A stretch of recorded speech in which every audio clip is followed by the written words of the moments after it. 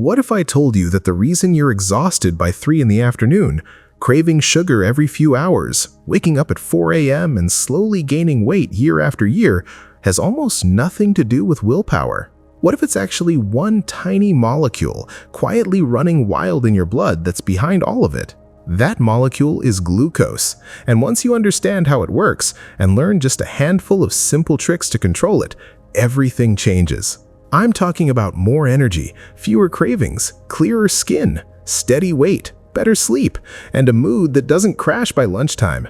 This is the audiobook summary of Glucose Revolution by Jessie Inchauspé, a biochemist and scientist who cracked the code on blood sugar and turned it into something anyone can use.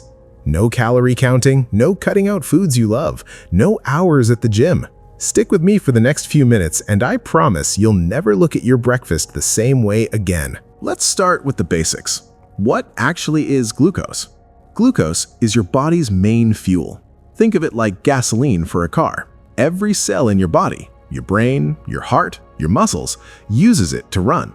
You get glucose mostly from the food you eat, especially carbohydrates. When you eat something, a piece of toast, a bowl of cereal, a banana, your digestive system breaks it down into glucose molecules.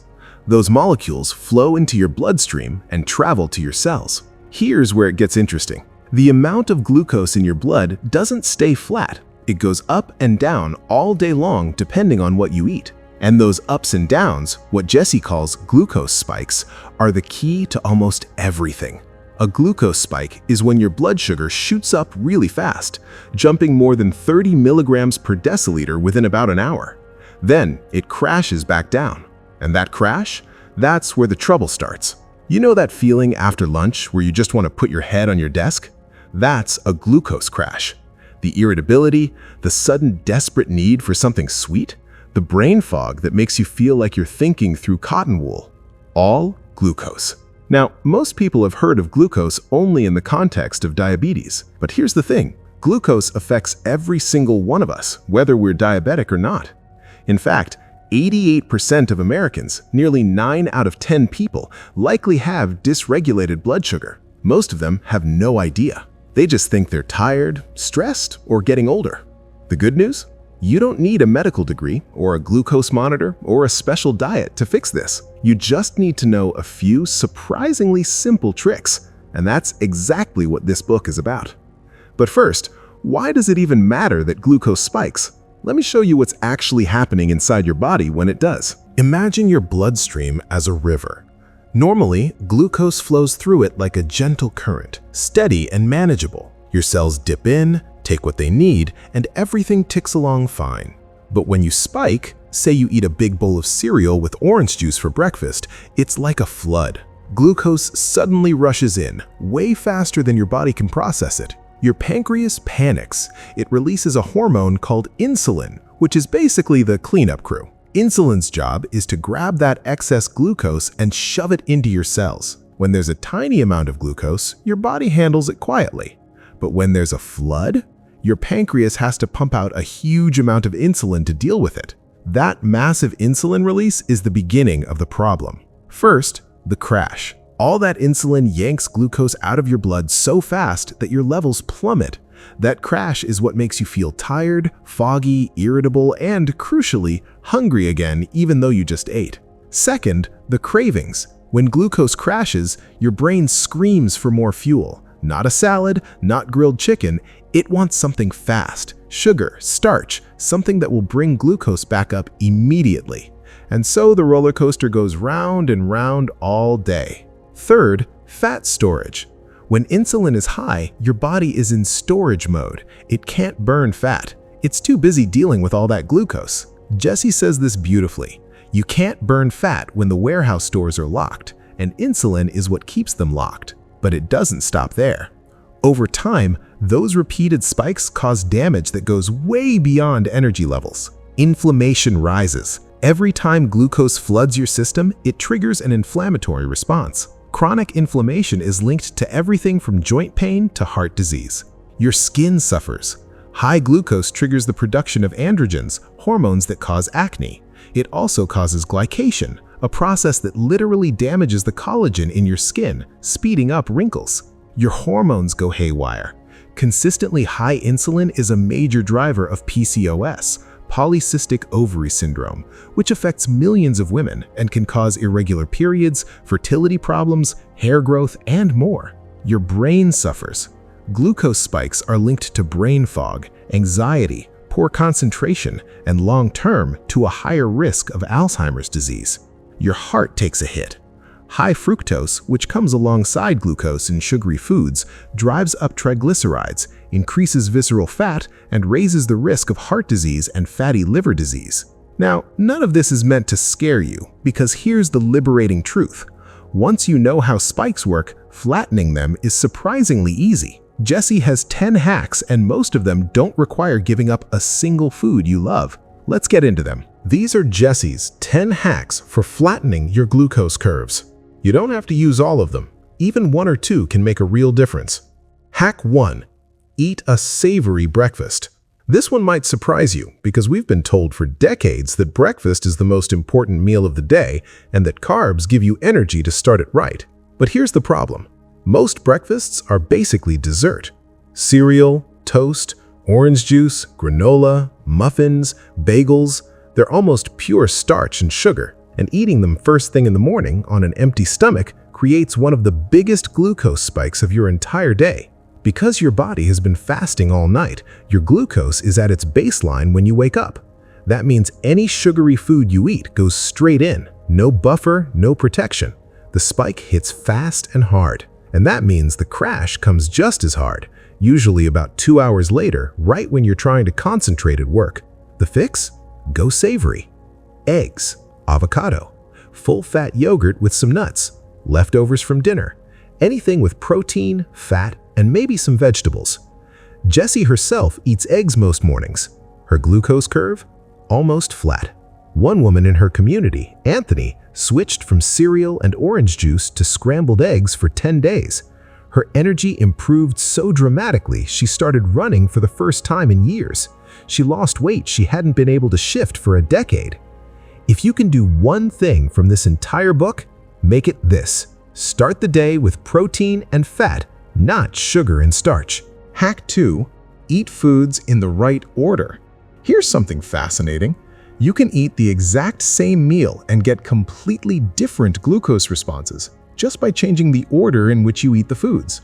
Imagine you have a plate with chicken, broccoli, and rice. If you eat the rice first, your glucose spikes higher. If you eat the broccoli and chicken first and save the rice for last, the spike is dramatically smaller. Why? Think of your gut as a busy highway. When you eat vegetables first, the fiber in them creates a kind of thick mesh, like a speed bump, in your intestines. When the starchy rice arrives later, it has to pass through that mesh. It slows down. The glucose trickles into your blood instead of flooding in. The rule is simple. Vegetables first. Then protein and fat, then starches and sugars last. You don't have to eat slowly or wait between foods. You can eat them back to back. The order is what matters. One woman named Bernadette, 57 years old, had been exhausted for years, woke at 4 a.m. every night, just started deconstructing her sandwiches. Salad and tuna first, toast last. Steak and veggies first, pasta last. Within 3 days, her afternoon exhaustion was gone. Within 9 days, she'd lost 5 pounds without changing a single food she ate. Hack 3. Add a green starter to every meal. This is hack number 2, but turned up a notch. Instead of just ordering what's already on your plate, you actually add a new course at the start, a green starter. It doesn't have to be fancy. A small bowl of salad, some cucumber slices, a handful of raw vegetables with hummus. The goal is simply to get fiber into your system before the starchy stuff arrives. Science has shown that adding 10 grams of fiber to a meal can reduce the glucose spike of that meal by over 35%. And most of us are only getting about 1/3 of the fiber we need each day. Around the world, cultures that have great metabolic health tend to eat this way naturally. In Iran, meals begin with fresh herbs. In France, there's always a plate of raw vegetables first. In Lebanon, it's tabbouleh. They were doing the right thing all along. Hack 4. Stop counting calories. Have more fat, protein, and fiber instead. Jessie is very clear on this. Calories are not the whole story. 2 meals can have the same number of calories and cause wildly different effects on your body, depending on what those calories are made of. Fat and protein cause very little glucose spike. Fiber slows glucose down, but pure starch and sugar, even if the calories are identical, cause a much bigger spike and a much bigger insulin release. So instead of eating less, the smarter strategy is to swap. Swap the croissant for eggs. Swap the fruit juice for whole fruit with the fiber still in it. Swap the low-fat yogurt, which is packed with added sugar, for full-fat yogurt with some nuts. The magic of eating more fat and protein is that it naturally makes you feel full for longer, without the crash. You stop needing snacks. You stop thinking about food every 2 hours. Hack 5. If you want something sweet, eat it as dessert. This is one of the most reassuring hacks in the whole book. Jessie is not telling you to give up chocolate, cake, or dessert. She's just saying timing matters. When you eat sugar on an empty stomach, it rockets straight into your bloodstream. Nothing to slow it down, nothing to soften the blow. Huge spike, big crash. But when you eat the same amount of sugar at the end of a meal, after you've had vegetables, protein, and fat, the fiber and fat already in your gut act as that speed bump. The sugar enters your system slowly. The spike is much smaller. The crash barely happens. So have your chocolate. Enjoy your biscuit. Just have it after dinner, not instead of it. One member of Jessie's community had been severely struggling with binge eating for nearly 30 years. Once she understood that eating sweets after meals, not as snacks, dramatically reduced her cravings, everything changed. She went 2 months without a binge for the first time in her adult life. Hack 6. Try to go 5 hours between meals and ditch the snacks. Modern diet culture has told us to eat frequently, every 2 to 3 hours. Keep grazing, keep your metabolism going. But this is mostly marketing. Every time you eat something, even a healthy snack, your glucose goes up and your insulin goes up. If you're eating every couple of hours, your insulin never has a chance to come back down. And when insulin is high, fat burning is switched off. The goal is metabolic flexibility, your body's ability to switch between burning glucose and burning fat for energy. When you can go 5 hours between meals comfortably without feeling shaky or desperate for food, that's a sign your metabolism is working well.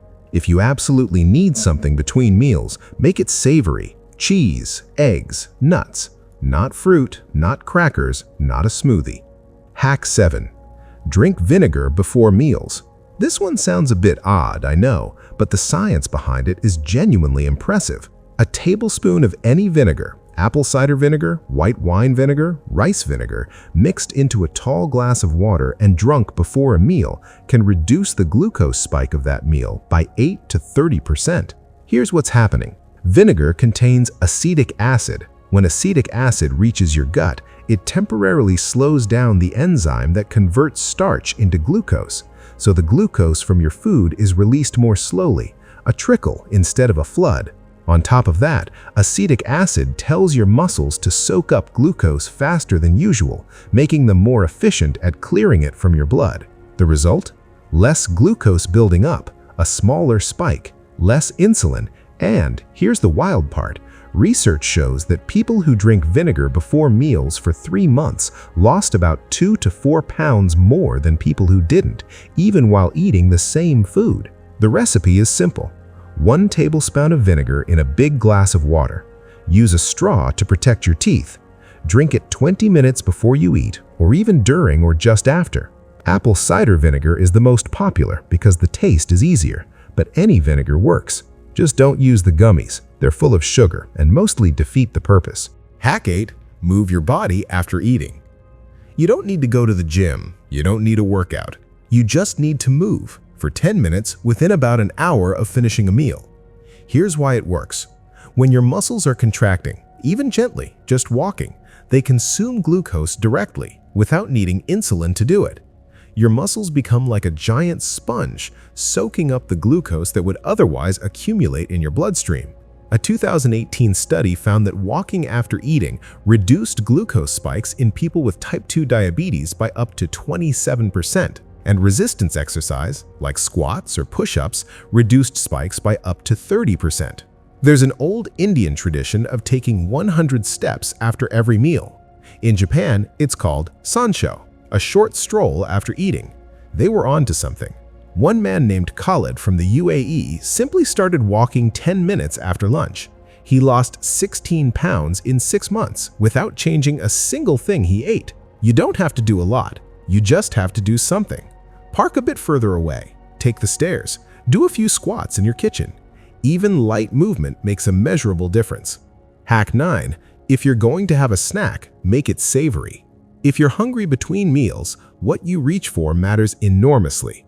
Sweet snacks, fruit, cereal bars, crackers with jam, a piece of toast, spike your glucose on an empty stomach. That spike leads to a crash. That crash leads to cravings, and suddenly you're hungrier an hour later than you were before you ate. Savory snacks, cheese, hard-boiled eggs, nuts, olives, full-fat yogurt without added sugar cause almost no glucose spike. Your energy stays steady. Your hunger stays controlled. Jessie makes a distinction between 2 types of hunger. Stable hunger, where you gradually feel a bit peckish and it builds slowly, that's normal. And glucose crash hunger, where you suddenly feel desperately hungry, shaky, unable to concentrate, almost a little anxious. That's a sign you just had a spike followed by a crash. If you're experiencing the second kind regularly, it's not that you have no willpower. Your blood sugar is on a roller coaster, and your brain is responding accordingly. Stable hunger is the goal, and it comes from flatter glucose curves. Hack 10. Dress your carbs. Always add fat, protein, or fiber to them. Naked carbs are the enemy. A plain rice cake on its own, massive spike.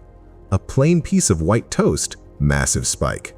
A banana by itself, moderate spike. But add something to them. Some nut butter on the rice cake, some avocado and eggs on the toast, some full-fat Greek yogurt with the banana, and the spike drops dramatically. Fat, protein, and fiber all slow down the digestion of carbohydrates. They act as that speed bump in your gut. Eat carbs alone and glucose floods your system. Eat carbs with fat, protein, or fiber, and it trickles in. Jessie calls this clothing your carbs. Never eat a carb naked. Always pair it with something that softens the blow. Real-world examples. Pasta is fine. Put olive oil and Parmesan on it, not just tomato sauce. White rice is okay. Have it with fish or meat and vegetables, not alone. Fruit is fine.